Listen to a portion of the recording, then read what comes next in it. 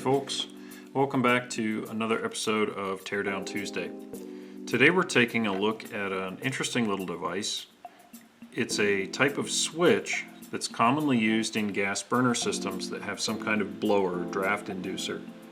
And this particular switch is designed to detect suction or pull on a part of the gas burner system. So if the combustion blower is running and we get a little bit of suction or a little bit of pull in one of the fittings or pipes, this switch just confirms that that combustion blower is running. If we take a look at it here, the label on this has a couple of part numbers and it has this rating. And the rating for this is very small. You can see it's 0.26 water column, so it takes almost no suction force at all to actuate. The other thing that's noticeable on this data plate or this label is the mount vertically, mount diaphragm vertically. And that means that in its installation, in its correct installation, it needs to be mounted like this. So if you have a flat panel, mounting the diaphragm vertically is like this. So it's pretty straightforward as far as its construction. From the outside we can tell there's a very small micro switch, and there's a fitting, and then there's a mounting bracket. And the fitting would take a piece of tubing or hose that would connect back into our burner system. I've got a little hand pump here, a vacuum hand pump, and if we connect that up, you'll be able to both see and hear just how small that 0.26 inch water column really is. And you'll hear this click really before the needle even moves.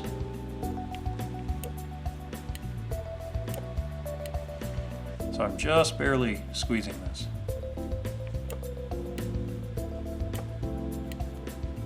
So it takes almost no suction pressure at all to get that diaphragm to pull that switch. Now the other thing I've got here is I've got my multimeter and it's set on continuity. You can hear it ring out. If we connect the leads of our meter onto this micro switch and then apply that same very small suction pressure,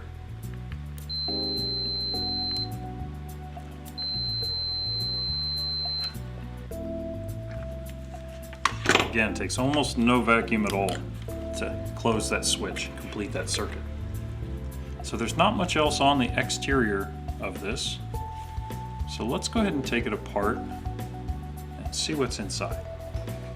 All right, so I've got a small cut started here, and we're just gonna work this all the way around until the entire casing pops apart.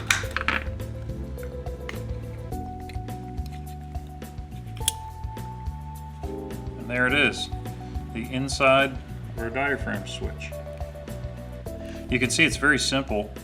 There's a small spring, and the spring is up against a threaded adjuster. So you can see the threads down in there. And they had put a sealant or a lock on the outside so that once it was set at the factory, we could not field adjust it. And then the diaphragm itself is just this thin rubber material and a little plunger. And that little plunger comes back up and presses our micro switch. So in this case, if our micro switch was open when that plunger was pushed up against it and the vacuum pressure pulled the pressure off to release it to a closed position, that would tell us we were dealing with a normally closed micro switch that opens when we push it. So let's double check that here. So if it's normally closed, we should ring out. Yeah, so you can hear the switch has continuity, so it's normally closed, and then when the action happens on the plunger, it opens. So it's considered a normally closed switch. When we talk about how something like this works, as far as what principles we're using, it uses a lot of the same principles we see in gas valves, where we have pressure over an area. So we have a given amount of surface area, a given amount of pressure across it, and the larger that area is, the more that small pressure is amplified. The switch itself, pretty basic, normally closed, spring return. When we talk about how something like this would fail, The failures are going to almost always be caused by an external factor.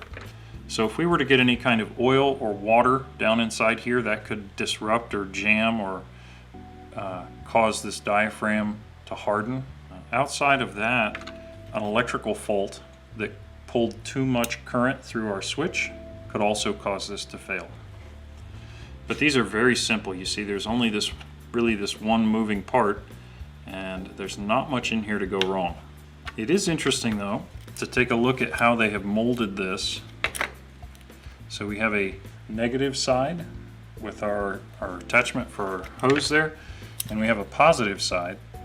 And if we were to have the hose attached on this side, we'd have the same basic mechanism, but it would take positive pressure to cause that diaphragm to move instead of negative.